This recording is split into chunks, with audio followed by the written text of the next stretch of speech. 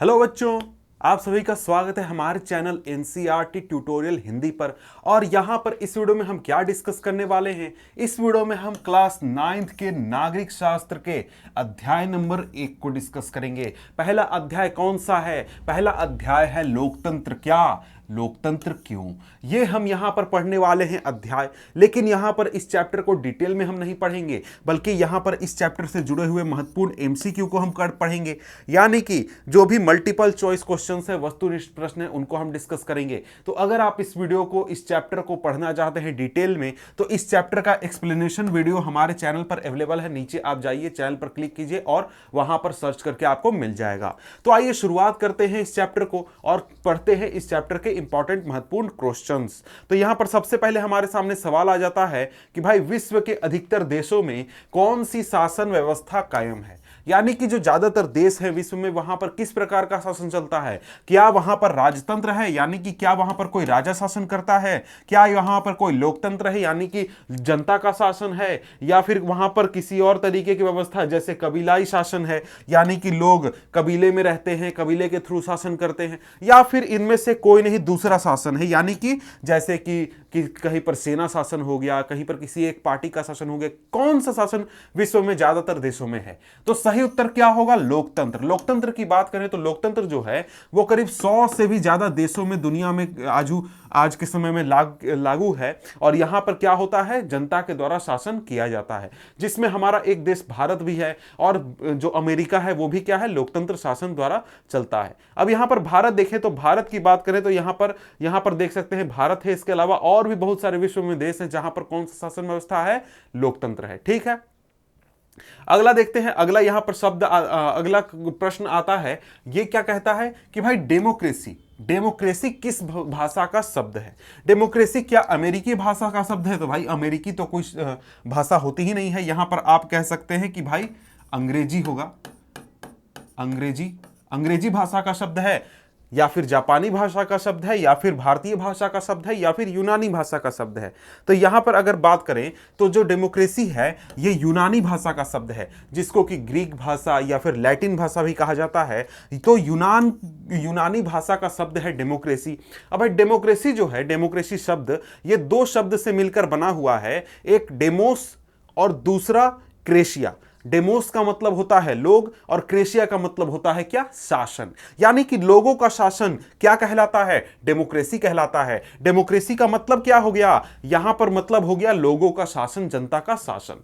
ठीक है, तो यहीं पर अगला शब्द प्रश्न जो है यही चीज है कि भाई डेमोक्रेसी का अर्थ क्या होता है। तो अभी तुरंत मैंने आपको बताया कि भाई लोगों का शासन क्या होता है? डेमोक्रेसी का अर्थ होता है राजा का शासन, नेताओं का शासन, इनमें से कोई नहीं भाई नहीं होगा। क्या होगा? लोगों का शासन, क्योंकि जनता शासन करती है। यानी कि हम लोग वोट डालते हैं, सरकार बनाते हैं, जिसको हम चाहेंगे वो हमारे सरकार में बैठकर हमारे लिए फैसले लेगा। तो क्या हो गया? जनता का शासन हो गया, लोगों का शासन हो गया।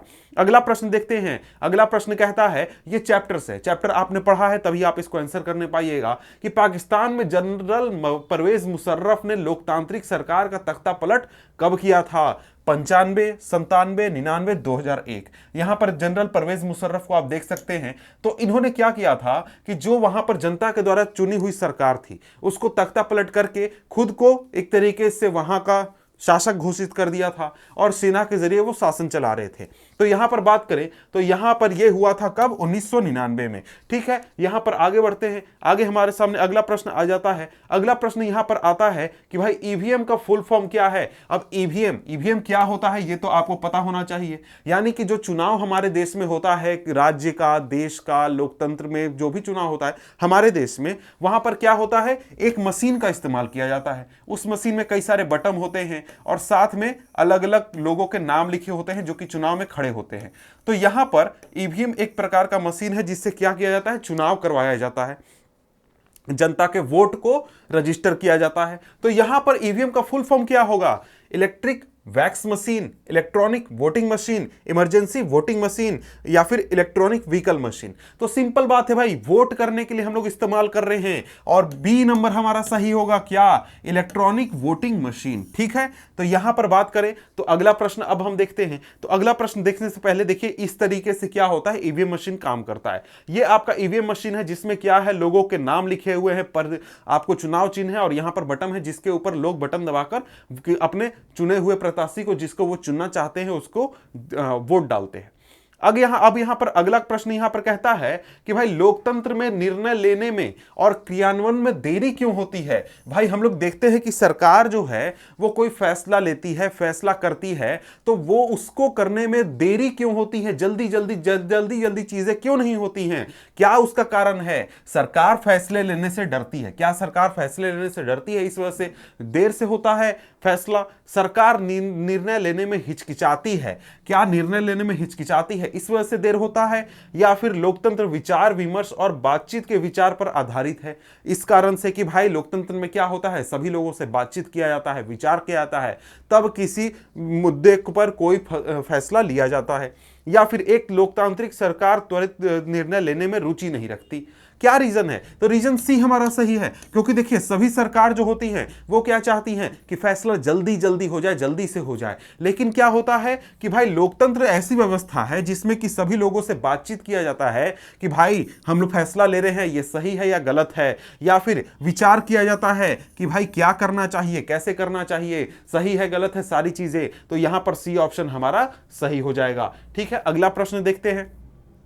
अगला प्रश्न यहां पर क्या कहता है, चीन की संसद हेतु नियमित रूप से कितने वर्षों में चुनाव होता है। चीन में देखिए संसद है, हमारे देश में जैसे संसद है वहां पर चीन में भी संसद है, लेकिन वहां का संसद का बात यह है कि वहां पर एक ही पार्टी के लोग चुनाव लड़ते हैं और जीतते हैं। वो कौन सी पार्टी है, कम्युनिस्ट पार्टी है। तो यहां पर बात करें तो जो चीन की संसद है उसके जो चुनाव होता है उसका कितने वर्षों में होता है, 4 वर्ष, 5 वर्ष, 6 वर्ष, 10 वर्ष। अब चीन कहां पर है ये देख लेते हैं। तो भारत का हमारा पड़ोसी है चीन, यहां पर देख सकते हैं भारत है और ये यहां पर चीन है। तो यहां पर अगर हम देखें तो यहां पर हमारा सही उत्तर क्या हो जाएगा, सही उत्तर हो जाएगा 5 वर्ष। यानी कि जिस तरीके से हमारे देश में 5 वर्षों पर चुनाव होता है हमारे देश की संसद के लिए, बिल्कुल उसी तरीके से चीन के संसद के लिए भी 5 वर्ष बाद चुनाव होता है। अगला प्रश्न यहां पर आता है, लोकतंत्र सरकार का बेहतर रूप है क्योंकि यह। भाई लोकतंत्र जो है वो सरकार के अलग अलग कई सारे रूप हैं, उनमें से सबसे बेहतर क्यों है, कौन कौन से अलग अलग रूप हैं। जैसे राजतंत्र हो गया, राजा का शासन। इसके अलावा बात करें तो क्या हो गया, इसके अलावा तानाशाही होता है, जहां पर कोई सैन्य शासक हो गया या फिर कोई और तरीके से शासन कर रहा है, जबरदस्ती अपना शासन चला रहा है, मिलिट्री शासन हो गया, या फिर कम्युनिस्ट पार्टी का शासन हो गया। कई प्रकार के शासन होते हैं, उनमें से लोकतंत्र सबसे अच्छा क्यों है, क्या कारण है। ऑप्शन देखते हैं, नागरिकों के बीच समानता को बढ़ावा देता है, व्यक्ति की गरिमा को बढ़ावा देता है, संघर्षों को हल करने के लिए विधि प्रदान करता है, और उपरोक्त सभी। तो भाई देखिए ये तीनों में से कौन सी बात सही है। सही बात को देखते हैं, क्या लोकतंत्र में सभी लोगों को समानता का अधिकार होता है या फिर उसको बढ़ावा दिया जाता है। तो बात सही है भैया, हमारे देश में लोकतंत्र है, ऐसी ही व्यवस्था है कि भाई सरकार के सामने, कानून के सामने सभी व्यक्ति बराबर होंगे, चाहे वो किसी भी धर्म से हो, जाति से हो, कोई भी भाषा बोलते हो, किसी भी क्षेत्र में रहते हो। तो ये चीज तो सच है, ये बात सही है भैया। अगला प्रश्न, अगला स्टेटमेंट देखते हैं, व्यक्ति की गरिमा को बढ़ाता है। व्यक्ति की गरिमा, गरिमा कहने का मतलब कि आपका सेल्फ रिस्पेक्ट आपको बढ़ाता है। हाँ जी, सरकार आपको बेइज्जती नहीं कर सकती है, कोई पुलिस वाला आपको जबरदस्ती उठाकर जेल में नहीं डाल सकता है, आपको कोई बात पसंद नहीं आया तो आप विरोध प्रदर्शन कर सकते हैं। तो आपका अपना कुछ अधिकार है, अपना कुछ सम्मान है, और सरकार उस सम्मान को छीन नहीं सकती है आपसे। तो क्या हो गया, आपकी गरिमा को भी तो बढ़ाया गया, यह भी बात सही है। अगला ऑप्शन देखते हैं, संघर्षों को हल करने के लिए एक विधि प्रदान करती है। यह भी बात सही है भैया कि लोकतंत्र में क्या होता है, लोकतंत्र में कोई भी व्यक्ति अपनी पार्टी का चुनाव लड़ सकता है, कोई भी व्यक्ति सरकार में आ सकता है। तो मान लीजिए दो पक्षों में अगर कोई विवाद है तो वो आपस में क्या कर सकते हैं, सुलह कर सकते हैं, बातचीत कर सकते हैं, और दोनों आकर आपस में डिस्कशन कर सकते हैं। जैसे आप जनरली देखते होंगे कई बार होता है कि भाई जो सरकार में पार्टी है और जो विपक्ष में पार्टी है, दोनों एक दूसरे के खिलाफ सोचते हैं। खिलाफ सोचने का मतलब, एक कहता है कि भाई मान लीजिए कि फसल का दाम बढ़ा दिया जाए, दूसरा कहता है नहीं भाई घटा दिया जाए। तो दोनों आपस में क्या करेंगे, डील करेंगे, बातचीत करेंगे कि भाई कैसे किया जाए, क्या किया जाए, और जो संघर्ष है उसको खत्म किया जाएगा। तो यहां यहां पर यह बात भी सही है कि भाई लोकतंत्र में संघर्षों को हल करने का विधि प्रदान किया जाता है। तो इसलिए हमारा ऑप्शन नंबर डी जो है यह सही हो जाएगा। और यहां पर क्या होगा कि भाई लोकतंत्र जो है वो बेहतर रूप हमारा है, क्योंकि ये सारी शर्तों को लोकतंत्र पूरा करता है। अगला प्रश्न देखते हैं। अगला प्रश्न यहां पर कहता है, क्योंकि यहां पर उसी तरीके का क्वेश्चन है, थोड़ा सा अलग है कि भाई देखिए, लोकतांत्रिक सरकार किसी भी अन्य व्यवस्था से बेहतर है चूंकि इनमें से किसको बढ़ावा देती है, आर्थिक वृद्धि को या फिर व्यक्ति की गरिमा और स्वतंत्रता को, आर्थिक समानता को, इनमें से कोई नहीं। तो देखिए, अगर आप बात करें तो आपको अगर पैसे मिल जाएं और आपको सम्मान नहीं मिले, स्वतंत्रता नहीं मिले, तो भाई सही बात नहीं है। आपको अगर आर्थिक समानता मिल जाए लेकिन आपको गरिमा नहीं हो, स्वतंत्रता नहीं हो, तो भी बात सही नहीं है। इसलिए यह चीज जो है ना, लोकतंत्र में काफी जोर दिया जाता है कि लोगों की गरिमा क्या हो, मिले, लोगों की गरिमा बढ़े, लोगों को स्वतंत्रता मिले। तो इसलिए हम क्या कह सकते हैं, इसलिए हम कह सकते हैं कि लोकतंत्र बेहतर है क्योंकि व्यक्ति की गरिमा और स्वतंत्रता को बनाए रखा जाता है और उसको बढ़ावा दिया जाता है। अगला प्रश्न देखते हैं। अगला प्रश्न कहता है कि भारत में राष्ट्रपति का चुनाव कितने वर्षों के बाद होता है, 3 वर्ष, 4 वर्ष, 5 वर्ष, 6 वर्ष। बहुत आसान प्रश्न है, 5 वर्ष के बाद। अगला प्रश्न देखते हैं। अगला प्रश्न यहां पर कहता है, भारत में वोटर बनने के लिए न्यूनतम आयु कितनी होनी चाहिए, 16 वर्ष, 18 वर्ष, 20 वर्ष, 25 वर्ष। तो भाई 18 वर्ष पहले था कितना, कुछ साल पहले तक था कितना, 21 वर्ष था, लेकिन बाद में क्या किया गया, संविधान संशोधन करके क्या कर दिया गया, 18 वर्ष कर दिया गया। ठीक है, आगे देखते हैं।